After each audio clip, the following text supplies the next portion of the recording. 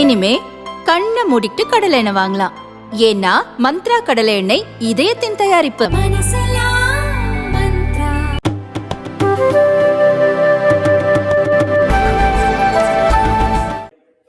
In the new house, in your presence, I stand in support of the Women's Reservation Bill.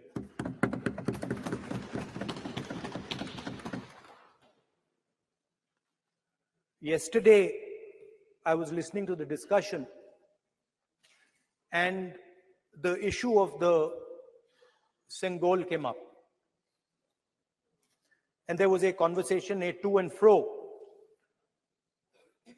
about the Sengol. And also a little bit about the conversation about the transfer of power from the British to the people of India. Before handing over power to the people of India, the British asked the leadership of the freedom movement, who are we going to transfer power to? And of course, there was a little bit of arrogance in this statement, because they viewed India as a poor country. And the revolutionary answer that our freedom fighters gave was, we are going to transfer power to the people of India. So we became a country that from its inception gave the vote to all our women. And this was a revolutionary thing at the time. We also gave the vote to every single community. And the vote was a mechanism of transfer of power. It was designed to further transfer power to the people of India. And if you look at the journey from independence, it's been that journey. It's been a constant transfer of power, more and more and more power to the people of India, on one side. And on the other side, the counter idea, that take away power from the people of India. This is the fight that is going on. And in fact, in many ways, it is the fight that is taking place today. Huge step forward in the transfer of power to the women of India was Panchayati Raj, where they were given reservation and they were allowed to enter the political system at scale. And this is another step. It's a big step. It is not a small step. And I'm sure everybody in this room,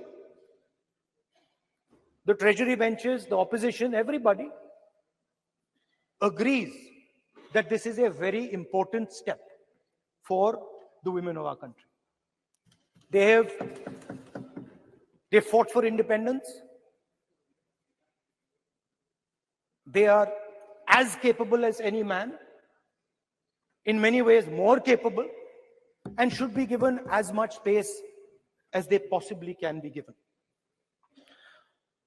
There is one thing, in my view, that makes this bill incomplete. I would like to have seen OBC reservation included in this bill.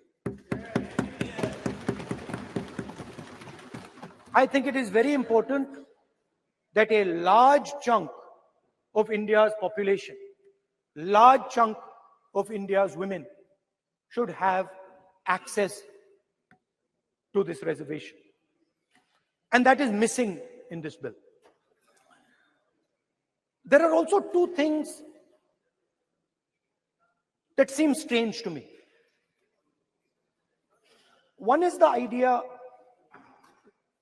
that you require a new census to implement this bill. And the second is that you require a new delimitation to implement this bill. In my view, it is quite simple. This bill can be implemented today by giving 33% of the seats in the Lok Sabha and the Vidhan Sabha to India's women. And so I wonder if this is not designed to push the ball forward. To push the ball forward 7, 8, 9 years, and then let this thing play out the way it does. I know my friends tend to like to take the attention of people away from other issues. You know, there is of course the Adani issue, which is they always want to take the attention away. But there is another, I would like to say that. One of the things that, this is quite a nice building. Nice peacocks. Nice peacock feathers on the ground. Nice peacock feathers in the chair. It's a nice, tasteful building. But frankly, I would have liked to see the President of India in this process. The President of India is a woman. She represents the tribal community, and it would have been befitting to have her visible in this transfer from one house to the other. So one of the things that the government likes to distract from, of course, is Mr. Adani. And there is another thing that the government likes to distract everybody from. And that thing is called the caste census. For some reason, and I don't quite understand what this reason is, the moment the opposition raises the issue of caste census, the BJP tries to create a new distraction, a new sudden, event, so that the OBC community and the people of India look the other way. In my research for this speech, I took a look at the different institutions that define how our country moves forward. There are many. There is the Lok Sabha, Rajya Sabha, Vidhan Sabhas. There is the bureaucracy. There is the press. And there's the judiciary. And I looked with an eye to understand what is the participation of the OBC community in these institutions.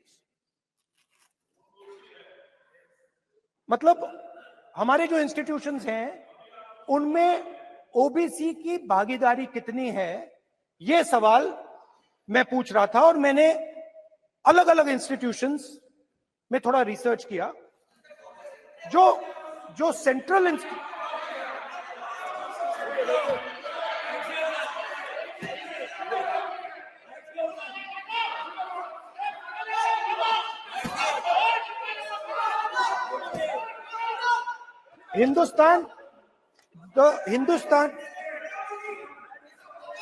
the central, don't worry, don't be scared, we are discussing, डरो मत, हम caste census की बात कर रहे हैं, डरो मत. तो मैंने, I checked, simple thing I did. I said, look, what is the most important set of people in the government of India? The people who define how this country is governed. Of course, Lok Sabha and Vidhan Sabha, but beyond that, they are the 90 secretaries of the government of India. 90 people, secretaries, are responsible for managing the core of the government of India. And I ask myself the question, how many of the 90 people come from the OBC community? And I was shocked and shattered by the answer. मैंने ये सवाल पूछा कि ये जो 70 secretary हैं, 90 secretary हैं, ये जो हिंदुस्तान की सरकार को चलाते हैं, जो बजट को चलाते हैं, इनमें से ओबीसी कितने हैं? नरेंद्र मोदी जी प्रधानमंत्री हैं, ओबीसी के लिए काम करते हैं। मैंने ये सवाल पूछा। मैं आपको जवाब देना चाहता हूं, हिंदुस्तान के सेक्रेटरीज 90 में से सिर्फ 3 ओबीसी से हैं। और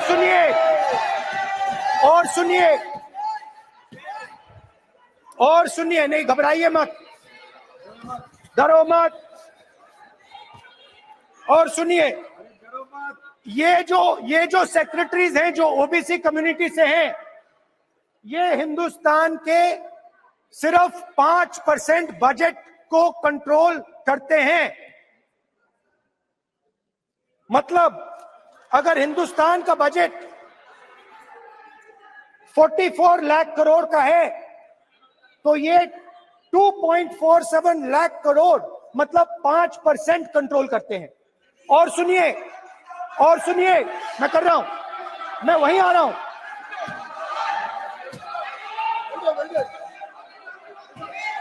मतलब ये जो है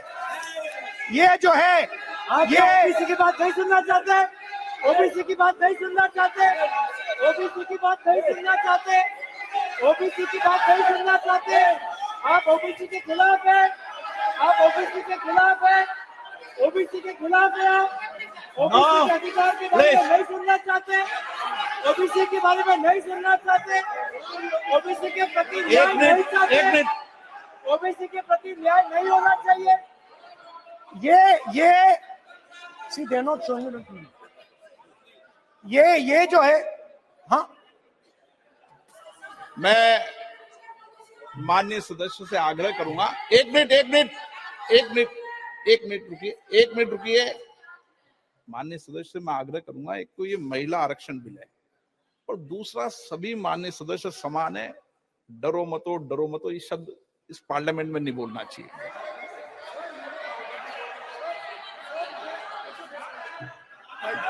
सर, ये जो डिस्कशन है, sir, speaker sir, this discussion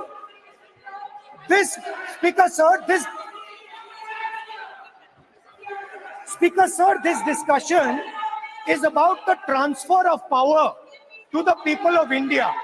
The women being one group of the people of India and the OBC community being another group of the people of India.